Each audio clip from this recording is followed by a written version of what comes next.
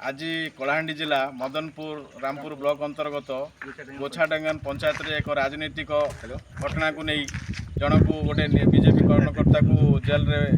पूरा भर्ती कर जाइतिला जहाद्वारा से कोर्ट उपर भरोसा रखी आज से जेल रू मुकुली राजनीतिक आक्रोश शिकार हुई बर्तमान आम से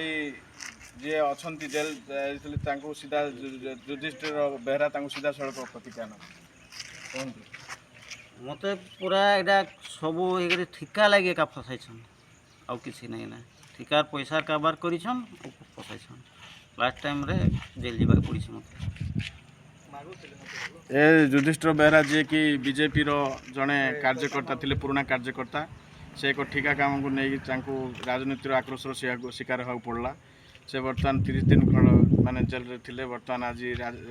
न्यायपालिका ऊपर भरोसा करी आज जेल रू मुकुली से आउ किछि कहिबे राजनीतिक चक्रांत शिकार विषय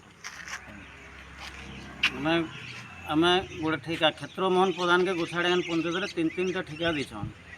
4 नंबर काम टाइम रे मते जेतले कहा जाइतला मते करबार लागि मुझे काम स्टार्ट करबा के जोथले क्षेत्र मोहन प्रधान से झमला करी निजे मुझे करबे बोली झमला करी एपरी भावे जो घटना होता से घटना रे आउ जड़े भी व्यक्ति से विषय किसी प्रतिक्रिया रखे तो जहाँ कहीगला से ठीक से लगे एका आरु जे कौन सी पदपदवी रही तार रिक्स नेबा कथा से भाया जिनिस कले तेणुक आगामी भविष्य में ये जिनटा जनता के नहीं हेबा किंतु बीजेपी रो केते जन सदस्य